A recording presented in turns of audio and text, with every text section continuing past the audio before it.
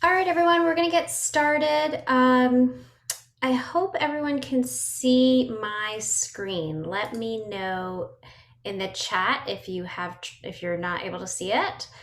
Um, this is going to be a little bit of a different Retail X for those of you who have been on these before.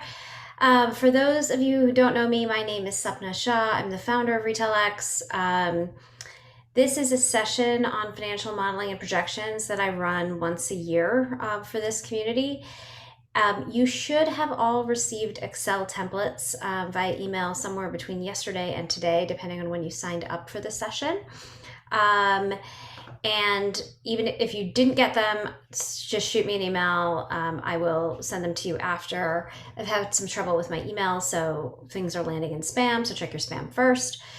We're going to go through this. I have a kind of a presentation that has pieces of the model in there and kind of walk through this slide deck. If you have questions, put them in the chat and we will definitely get to as many questions as we can. So today we're going to talk about why your model is important, how to build your assumptions both for B2B and D2C. The one thing we're not including here is marketplaces. So for those of you of marketplaces, there's some different assumptions which we don't have time to go through today, but certainly you can ask questions about that. And then estimating your expense assumptions, and then some other last kind of thoughts. So just quickly, I'm going to get started.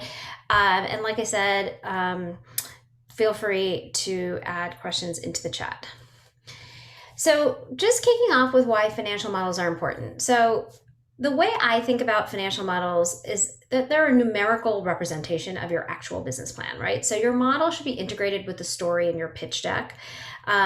Everything that you talk about in numbers is something you should be doing as an activity or incorporating into your unit economics or your market sizing assumptions. So keep that in mind as we go through. Financial models also show you how the economics of the business work and give you a sense of runway, which is really important if you're going out and fundraising.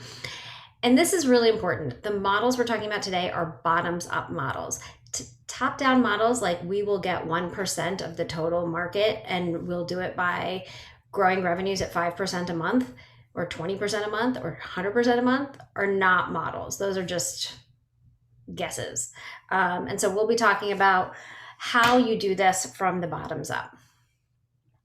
We're going to start with B2B and then we're going to move to D2C, and I'm going to move pretty quickly just for the interest of time. So let's start. If you're a B2B tech, retail tech company, I sent out an Excel sheet that is will cover a lot of this, but you're first going to talk about drivers of sales, right? That's the most important thing for the revenue assumptions. And sales just don't happen. There is a pipeline, right? So that could mean salespeople, sales assistants, customer support. What are your assumptions on how those things will drive sales over time? Like, can one salesperson close 50 sales in a year, or two, right? And that depends on your price point and the type of product you have. But start thinking about like how that process works and what the lead times for those sales cycles are. If you're selling to enterprise legacy retailers, like you're selling to a Macy's, for example, that's going to be a long lead time. So you have to really incorporate that into your revenue assumptions. But if you're selling to a Shopify customer who's a really small business that is doing kind of like 100,000 in revenues a year, that's a completely different sales cycle. So think about that assumption that you're making as you're thinking through revenue drivers for sales. And then think about pricing. So are you a SaaS model? Are you a license model? Is there sort of a one-time fee versus something ongoing? Is there an integration fee? Are you doing pilots versus starting with a pilot that might be free or paid and then rolling into a contract? And what's that timing there? Are there upgrades? Do you have sort of a land and expand strategy where, each customer will actually get more profitable over time? Or will you be rolling out new products to those same customers, and those should be easier to sell through versus kind of the first go around?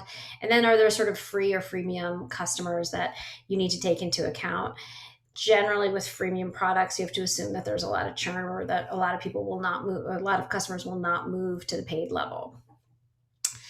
So this is an example, and this is, I've just literally pulled this out of the Excel templates. These numbers are not real. I completely made them up. You should not use these numbers. But this is a very basic, very simple way to think about kind of if you had like sort of a classic implementation fee and some sort of license fee for a software product, kind of thinking through your sales cycle and how many brands or retailers or customers a salesperson could close in a year. And then you can see how the model sort of builds up by saying, okay, we're going to probably get more smaller customers. It's going to take longer for the larger customers, the enterprise customers, to roll in. There may be some level of like medium level customers that are somewhere in between. And you might not have all these. You might only be going after the small and the long tail. You might only be going after enterprise.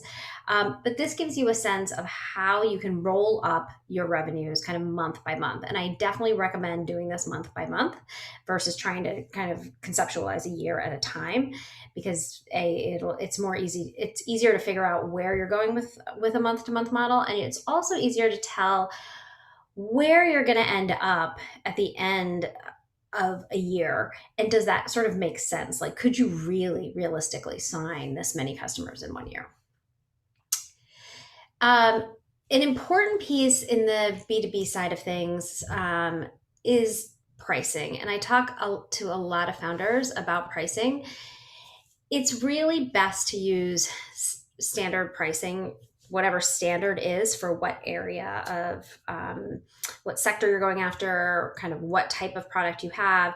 So a lot of times they're per seat pricing, there's SaaS, sometimes it's a license, sometimes it's an integration, there's an integration fee. But whatever is sort of standard in your competitive set is probably a good place to start. I will guarantee you will change your pricing model like a million times in B2B. So you kind of want to start somewhere. This is a hypothesis. This is not the end all be all. But it's a good place to say kind of what's out there. And let's start somewhere there. It's really helpful to talk to other startups who are a little past your stage to understand what works on pricing and what doesn't. And understanding also kind of what it will take in terms of revenue and number of customers to actually raise. So if you're pricing too low or you're doing too much freemium, will you be able to raise a round that you need to raise if you're looking to fundraise? The other thing to think about in pricing is think about who you're selling to and who has the budget for your service. And what I mean by this is, if your user, let's say you're building a product that optimizes a checkout on e-commerce, if your user is is IT or somebody in the tech group versus, or the person you're selling to versus like the merchandising team, they have different budgets, they have different timelines. At a certain level, you might find that somebody can't write that check is too big, and they have to kick it up to like a C-level person, which is just going to take longer. So these are things to include in the model to say, okay, if this is going to be a C-level sale, I need to have a longer sales cycle, and I need to make sure that the companies I'm selling to have the right budget, and how often do they budget, and so when do they budget, so that I can actually say, okay, realistically, I will never close a deal in December, for example, at the end of the year, but more likely in the beginning of the year. The other thing to remember, if you're selling to retail and brands, is gross margins are really important for these companies. So if your pricing model is something that kind of comes out of gross margin, they're not a huge fan of that. So I would recommend kind of staying away from that model in most cases. And also that variable fees, when they just don't know from month to month that your customer, that there might be tons more usage, and the fee is much more variable this month versus last month, can be really challenging for your customers. So these are all things to take into account as you're building your assumptions into your pricing and into your revenue model for B2B. Where can you find some benchmarks on stuff like this? It's really helpful to do some research when you're just starting out. And I'm sort of assuming that everybody, we're just sort of talking about pre-seed, kind of very early. You don't really have a lot of history to say, okay, we know exactly how the sales process works and how we're going to model it. So here's just kind of sort of a list of ways to really think about what's out there, looking at kind of what other startups are doing and how they hit benchmarks, how long it took them, what their sales cycles are, how big their sales group is, the department.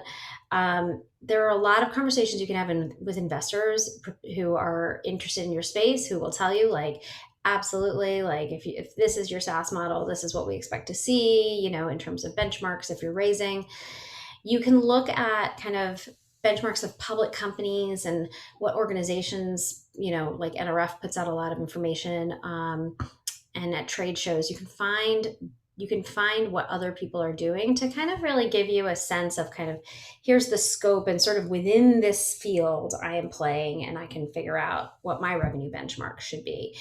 But most importantly, I would say talk to customers, right? Talk to your potential customers. What do they typically pay for kind of these services? What's their sort of cutoff, with what they can write a check for and what they're not? How are they used to doing this? Like, if you're creating a really complicated model based on number of page views on an e-commerce site, but they usually just prefer kind of a straight SaaS per seat model, you need to know that earlier rather than later. So really think about some of the ways you can get some of this information, most importantly from your customers, but even from other sources. And then last but not least, like, think about some of the considerations. If you're really going after brands and retailers, particularly ones that have the seasonality of Q4, if you're selling a software product, code freezes sometimes start in October and can run through January. This is changing. I think there are fewer and fewer code freezes that are happening because at that early in October, because these customers really are looking to really make up a good portion of their revenues in Q4. But if you're a company that needs to do a lot of integration, it's not a great idea to be pitching them in October for like a November launch. It really depends on who you are, but it's something to keep in mind.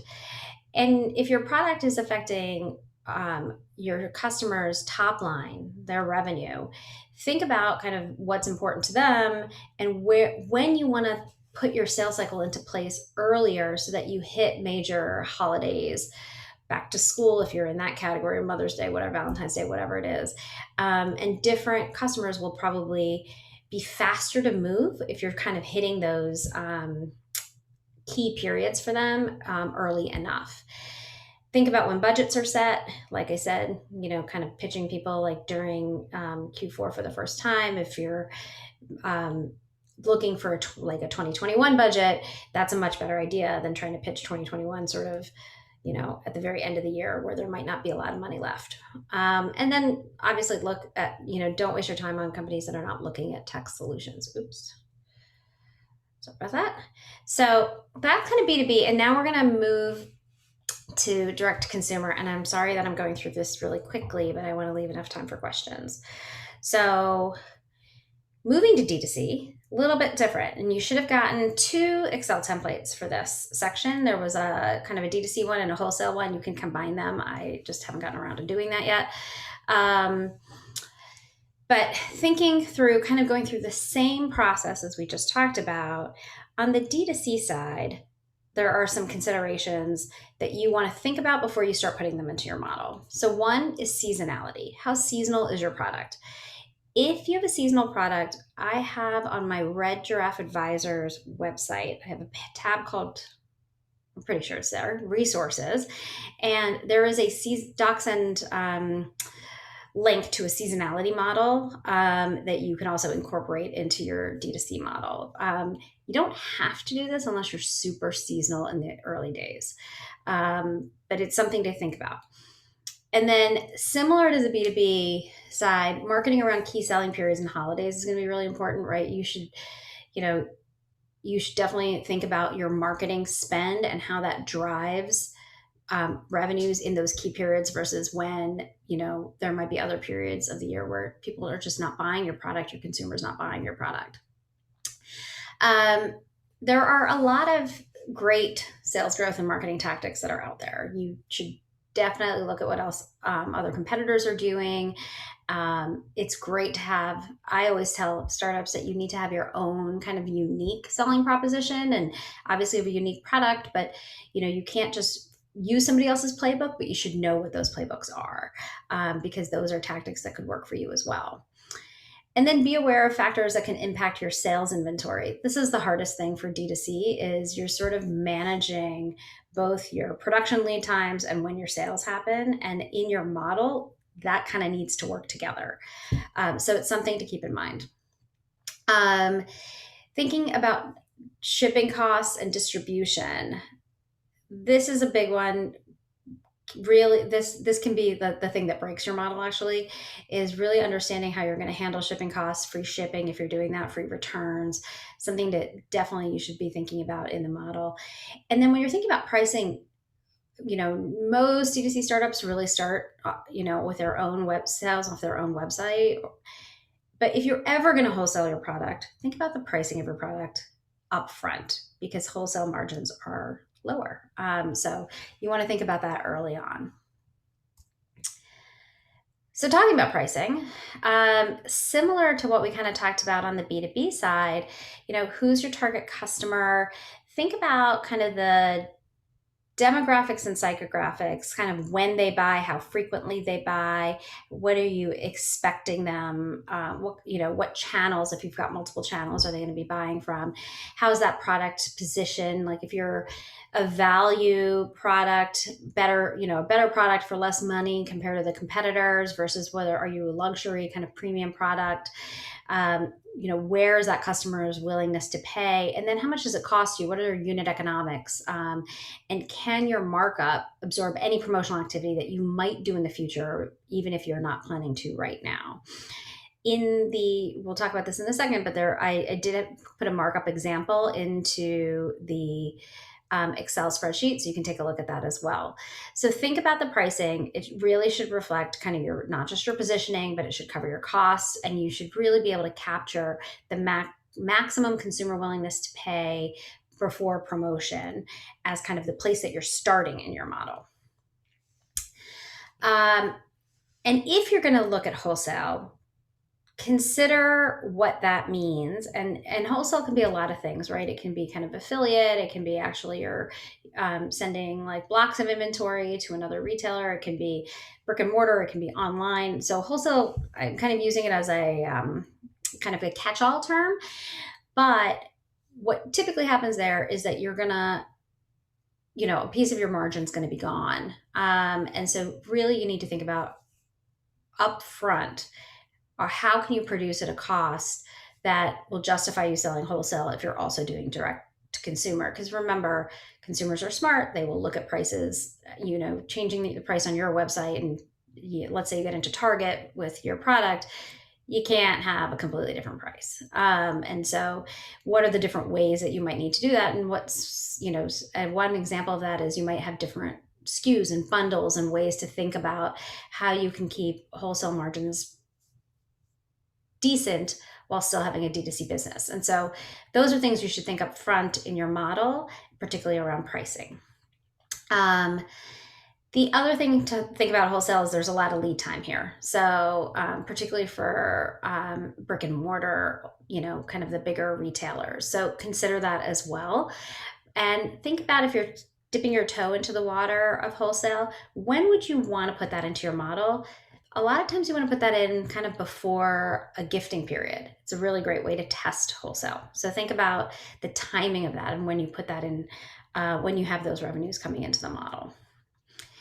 I mentioned this D2C markup example. We're not going to go through it in detail, but it gives you a sense of what you can do in terms of playing with your retail price, your cost, what your markup is, if you're going to take any promotions at any point.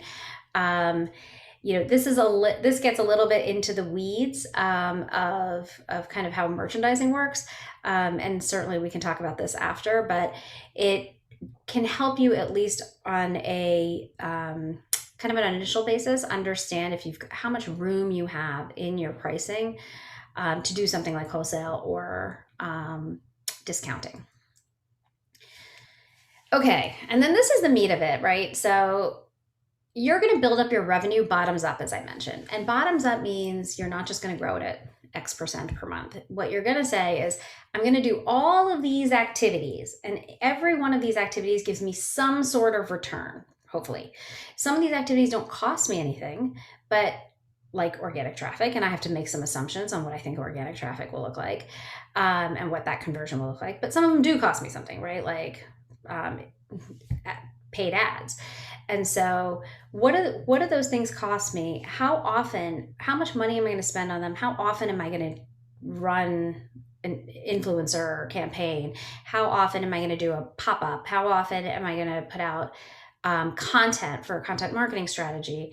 How much am I going to pay per month on advertising? And what do each of those channels roll up to? So what do they roll up to from a top of the funnel, like, this, here's the audience for that, here's how many will convert. You might find conversion is different for each of these channels. In fact, you probably will. And so you're going to really have to build it up kind of piece by piece. This is the hardest part of the direct consumer model. But I think it's the critical one. So it's the one that really will also help you go forward, manage your business, because you'll say, I really assumed that every time we send out an email, we'd get this many clicks to, this many opens, this many clicks, and this many conversions. And we're not getting that, right? And so where should we be spending our time and money?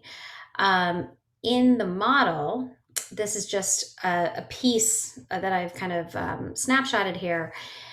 You can see that basically what I've done is kind of say, here are some assumptions you're making. And by the way, I probably should have said this in the beginning. Anything in blue is an assumption. So anything in blue font is something you can change as you get more information. And so you say kind of, when am I starting, in this case, like AdWords, and here's my costs, here's how many I'm getting per month, here's what I'm converting at 2%, which actually would be pretty good.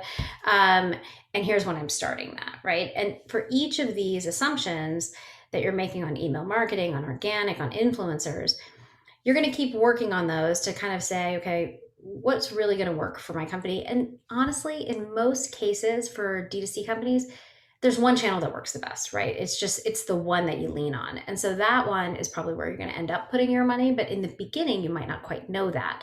And so you kind of want to build out all the different kind of elements that go into your marketing mix that will actually lead to top line revenues.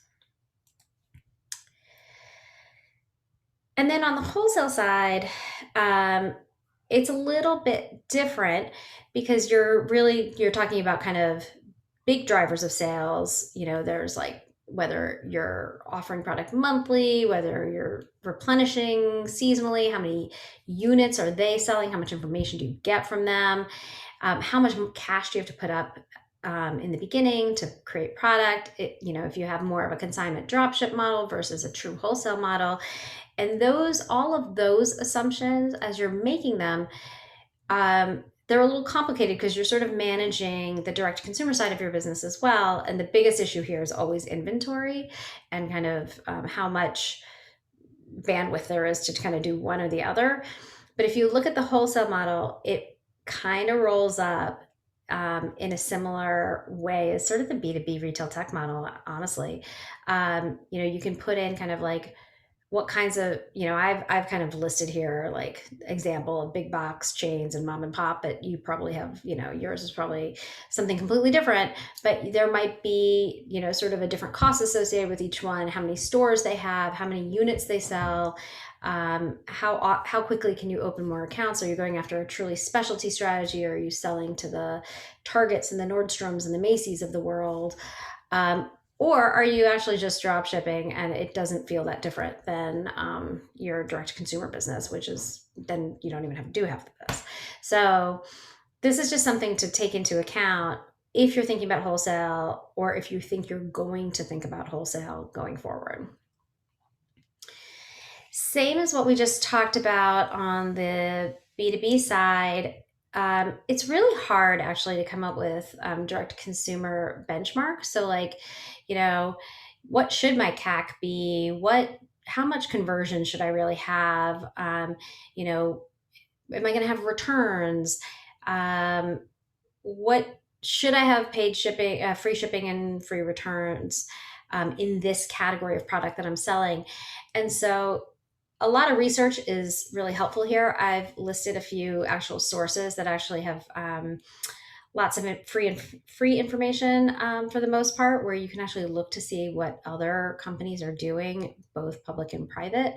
Um, but this is also a real question about what your product is. So, for example, a company, if you're in kind of like food and bev, you probably have a lot more frequency than if you're in apparel or luxury accessories.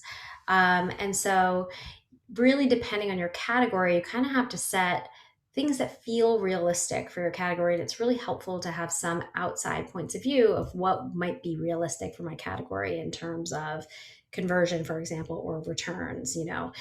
If you're thinking about the apparel space, for example, returns are typically kind of 30 to 40%, sometimes 50%.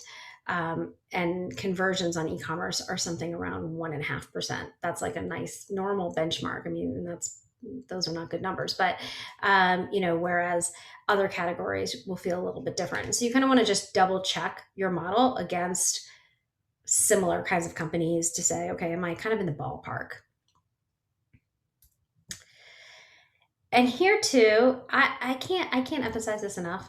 Um, when you're kind of creating your model and when you're creating kind of your pricing and trying to understand frequency and trying to understand what your return model will look like, what the willingness to pay here is this is all really important. And I think so much of what you can learn from potential customers or your early customers can really help inform the model, right?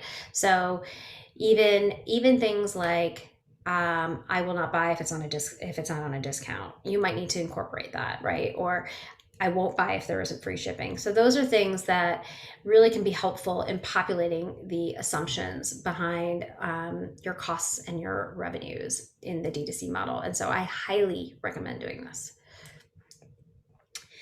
All right, we got through the hard part, which was the revenue side. Expenses are so much easier to model. Really, the expense models on all of these Excel templates that I've sent out really focus on things like team members, kind of marketing, expenses that scale with revenues, like will you have transaction fees if you're D2D, like from your payment processor, or what does warehousing cost at the 3PL, or increasing costs over time. You have more team members, you need more office space, right? You're going to have healthcare benefits, all that kind of stuff. And you're going to probably use contractors for things, you're going to use agencies. So be realistic. These are all pretty critical to understand. And not only that, they're actually pretty easy to find, right? You can just go out and look at comparables. You can look at, if you want to know what team members will cost, go on LinkedIn, look at what people are offering on salaries and, and what kinds of models work. I pulled together for both of the different kinds of models kind of how headcount works. Again, blue on this sheet, it really means that you can just change this. These are not real numbers. I've just put in kind of placeholder numbers. But it's critical to remember that you need to add in your benefits and when you're starting people so that you actually get a good sense of when the cash hit comes. And on sales, you definitely have some sort of commission probably. So you need to think about how you incorporate that. And don't forget kind of the customer support associate or the assistant. And even if those people are part-time at first, or maybe you're using an agency and then you switch to a full-time hire, make sure that all of those numbers are put in. This is probably the biggest mistake I actually see in financial models, is that the team looks too skinny, even like 3 years out. Like there's no way you can support the level of revenues with like 3 people. It's just so rare. So really think about what it takes to kind of get, to a model that makes sense and that supports your revenues. Same thing for D2C. Absolutely the same thing.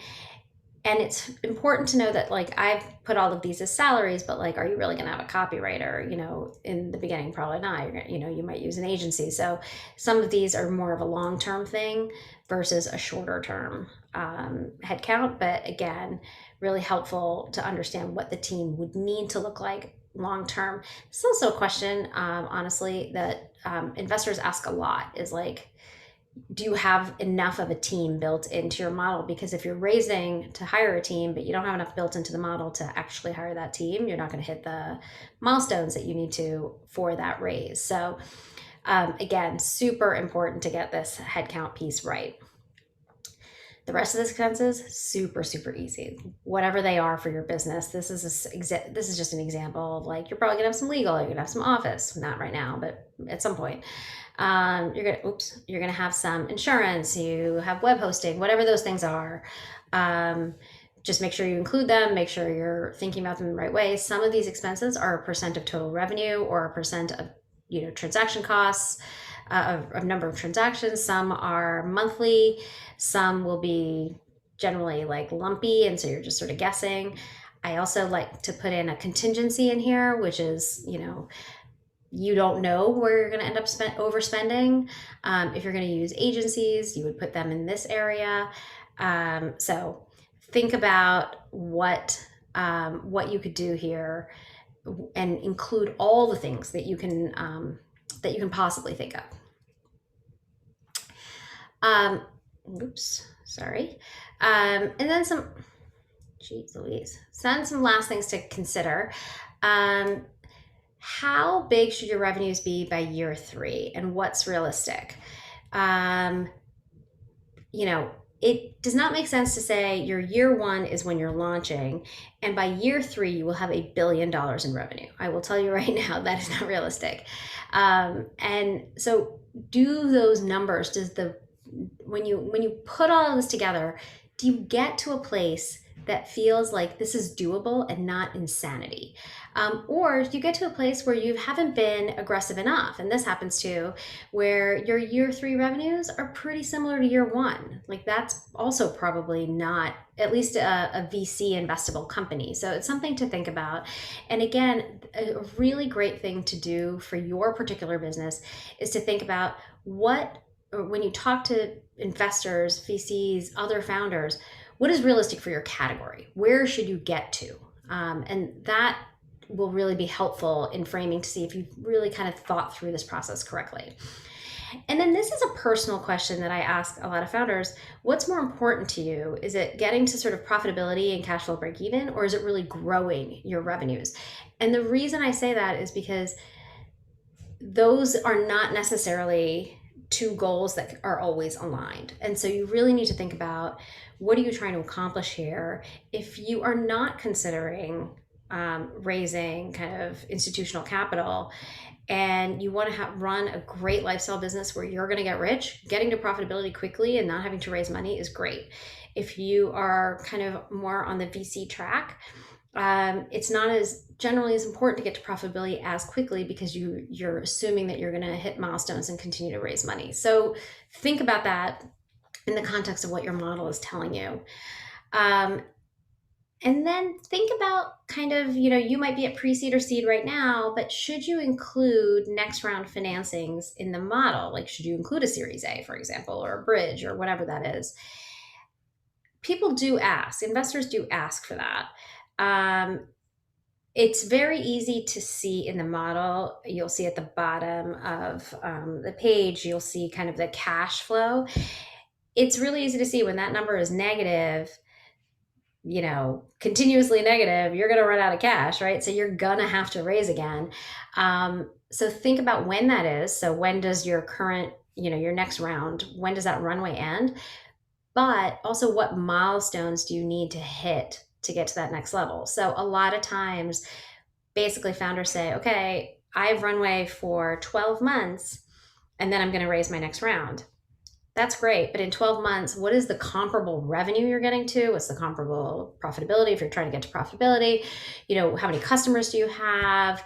What are those metrics? Because if your runway is only 12 months, but you don't have any customers yet, or you haven't, you have you've kind of been like this and you're not seeing some of the hockey stick, then perhaps you're not using your money wisely. So some of the stuff comes out in the model, which is really helpful um, to think through.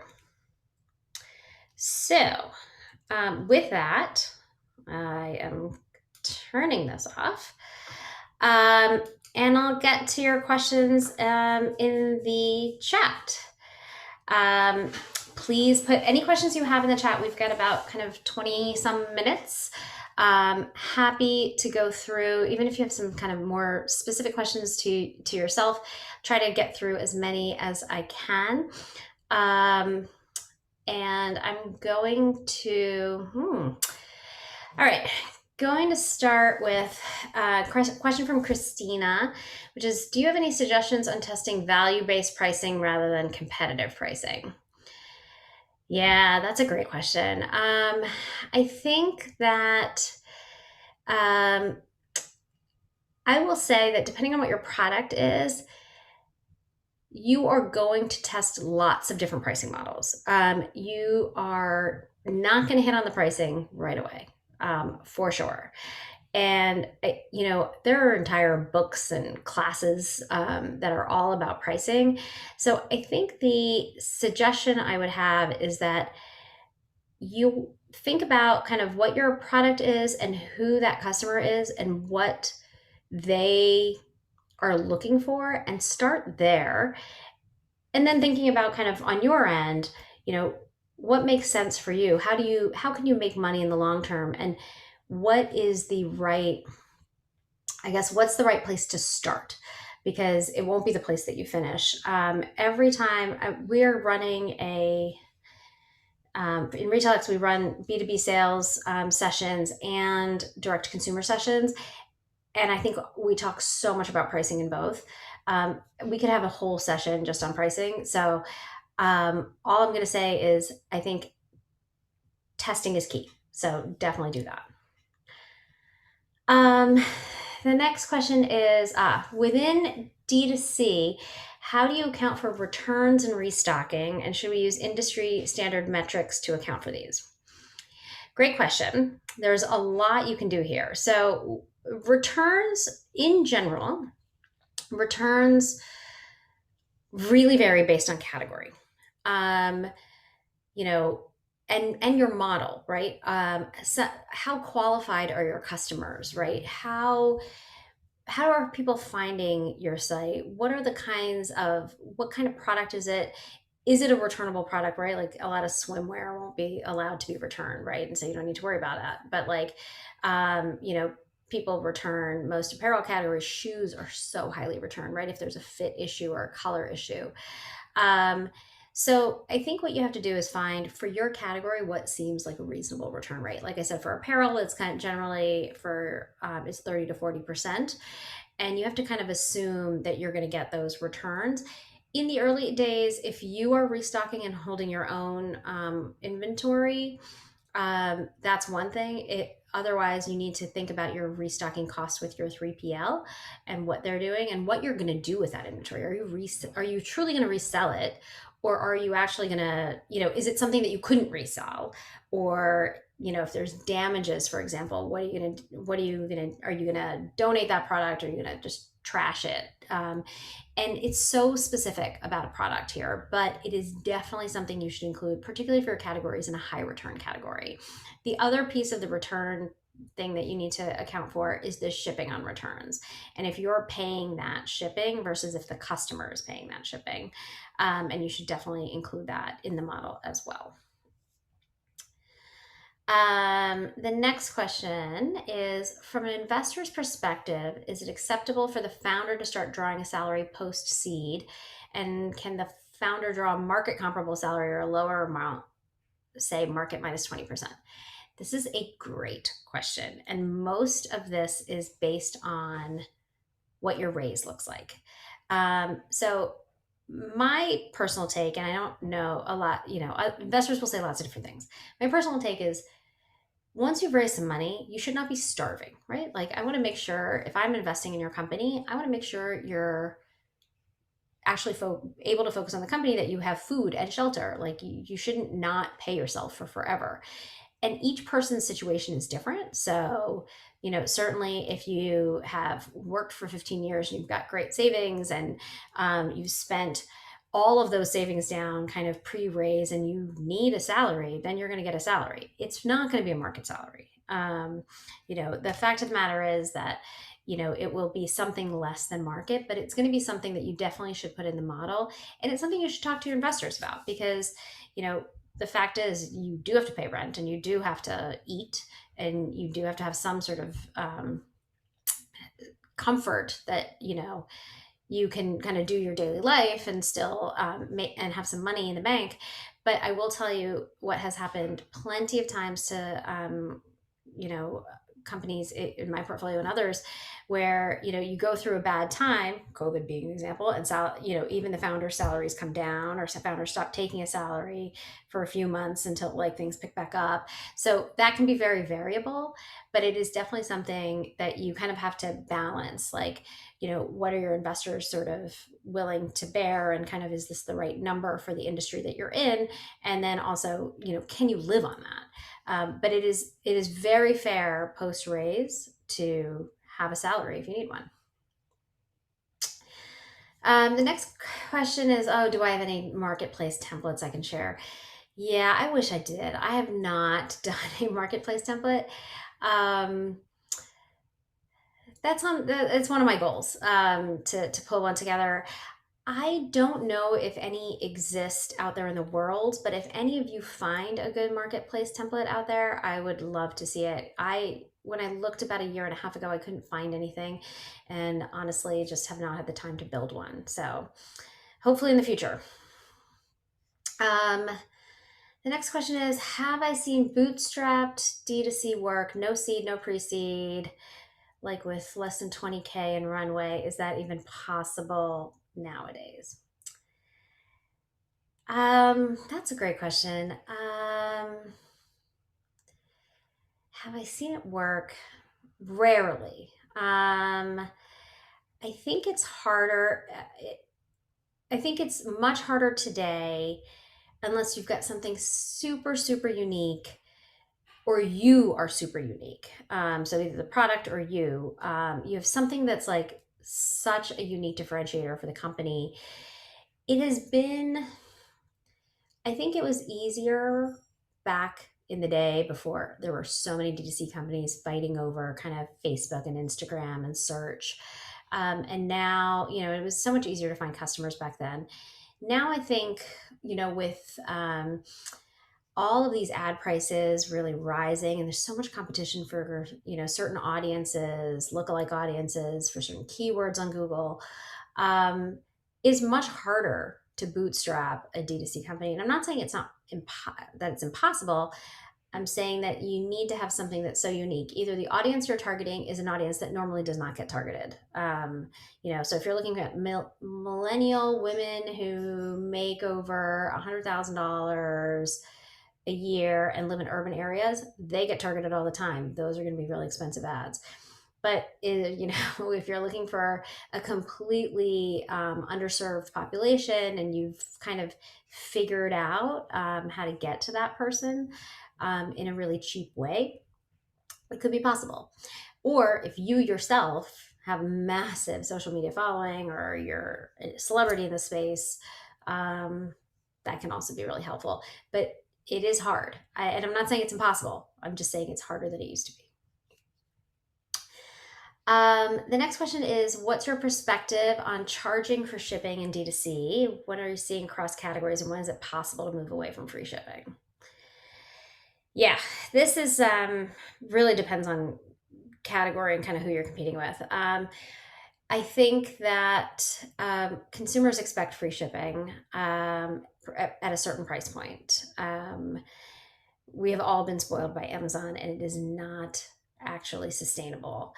But I would say that depending on the product, you can charge for shipping. Now, you probably can't charge a ton, but having some, if you're selling a $10 product, you're really, you can't charge $7 shipping. But if you're selling more of a luxury product or a premium product, Or, you're saying that there's a shipping threshold, which I'm seeing more and more now. So anything above 50 is free, a $50 charge is free shipping. Anything less than that, you pay for the shipping, even if it's some subsidized amount. It's one way to think about kind of what your economics are. So going back to the gross margin conversation that we were having, if your shipping cost is just a big percentage of your unit economics, you gotta figure that out. And that might mean you're selling, you want to encourage higher average order values. You want to encourage more items per basket, in the basket and per order. And then you can offer free shipping because, you're amortizing that over multiple items versus just sort of one item. It's almost always you find it's the one item shipping, like shipping one item in a box is actually completely unprofitable. So there are ways to get around that. But I also think that free shipping can be really compelling for new customer acquisition. And so, instead of offering for a new customer 10% off, a lot of brands are offering free shipping, and that's not the norm for them. But I feel like I'm saying this all the time, but it really depends on the category of your product and what your competitors are doing as well. Like, you can't be the only competitor in that space who has a completely different shipping policy, because that's just creating friction in the process. The next question is for the DTC template. How do you link PR efforts to units sold and revenue per month? Is this through link tracking when a reporter outlet shares your product in an article? Yeah, this is hard. PR and press is the most difficult to track. It's actually why many startups have limited success with PR in the beginning, because it's kind of lumpy and you don't know when articles will hit, and you really don't know if that means you're just getting a lot of website traffic or are you actually getting conversions. And so certainly if you're doing some link tracking on articles, you can get a little bit of data, right? A lot of what I see companies do is say, okay, we're gonna run PR campaigns as tests, and assume a very small lift in sales. We're gonna assume it does something, but we're not gonna assume it's gonna make or break us. And try different kinds of press. So there's press about your company and you as a founder, like business press. And then there's kind of press about product and service. I would say the press about product and service, you'll see bumps like this. Like, if you're lucky enough to be in, Oprah's favorite things or whatever at the end of the year, you're going to see this huge bump and then it's going to fall. Certain kinds of press, like being in a gift guide, online gift guide or something like that, we'll probably see a smaller bump. Many times, business press actually has a longer kind of life to it in terms of kind of revenue bump, particularly if you're in one of the founder categories that are really highlighted a lot in press, like female founder, underrepresented founder, young founder, veteran founder, immigrant founder, whatever those things are. So I think this is really hard to model. And if you can make a few assumptions on, some early testing on press, that's helpful. But I will say, it's so variable. And this is actually where, when you have really good press, what usually happens is you run out of inventory, because you're not, you can't assume that all your press is going to really result in great revenues. So it's not a great answer, I'm sorry, but it is what it is.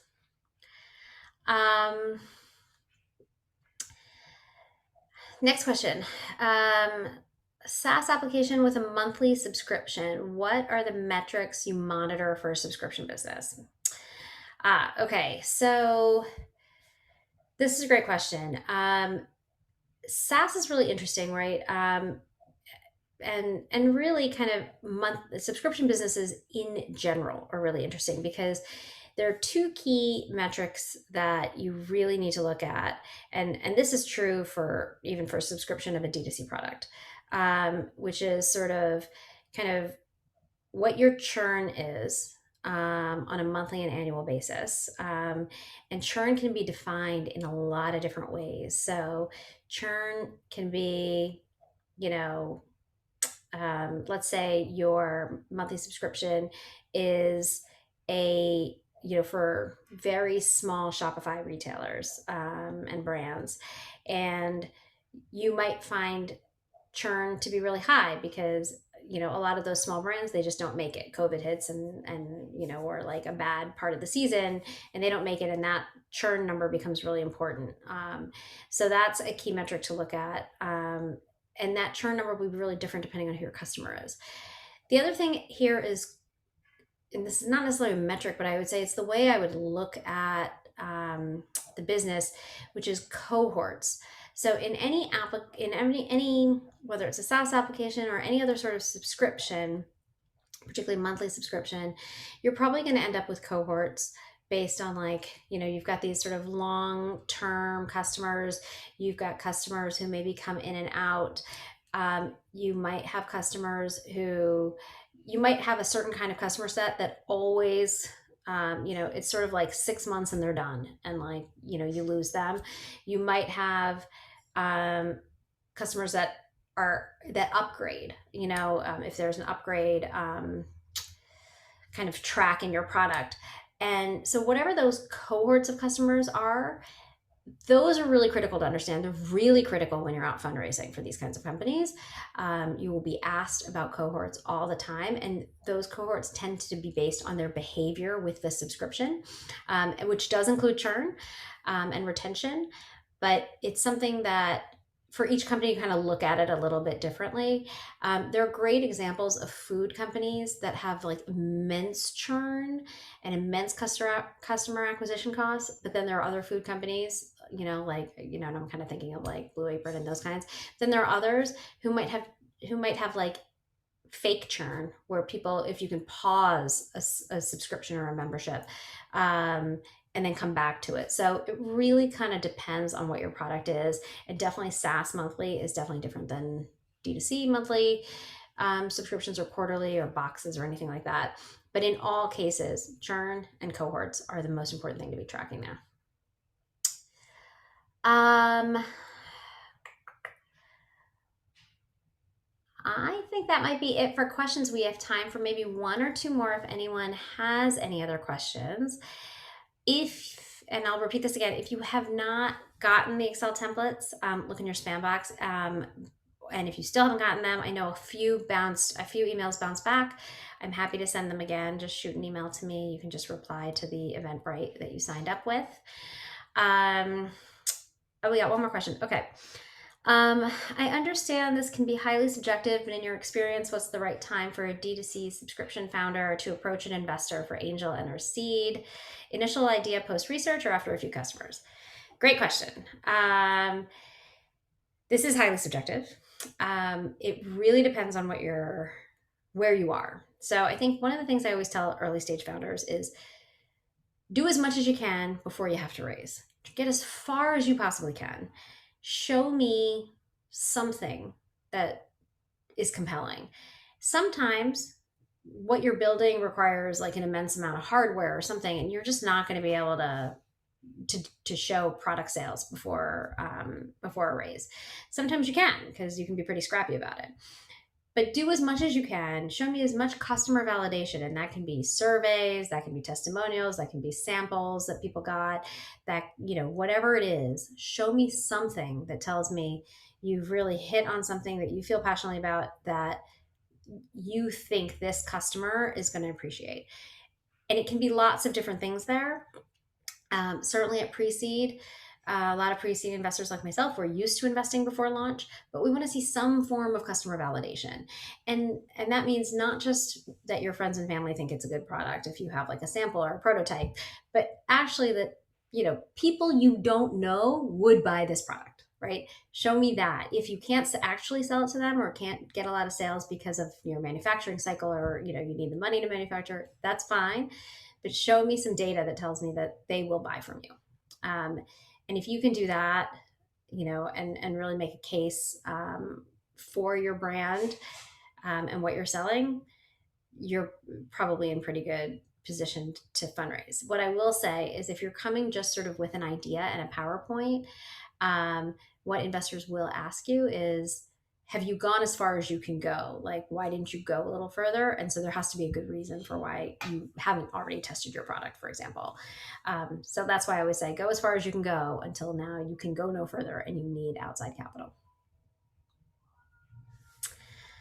All right. I think that's it for your questions. So let me just say thank you for joining. We will have 2 more Retail X sessions before the end of the year. One is on B2B sales. So if any of you were on the B2B side and kind of want to now talk about the actual how you do sales, that session I believe is on December 13th. And then on December 17th, we have a session about raising from strategic investors. So not VCs, but strategics, bigger companies in your own industry, which will be super interesting, I think. After this session, at some point this weekend, you will get an email with the link to the recording in case you missed it or want to see it again, and it'll be on the RetailX YouTube channel. And for all those who have signed up, you will also get an invite to the RetailX Slack if you're already not a part of it. So look out for that as well. Thanks, everyone, and have a good rest of your day. Thank you.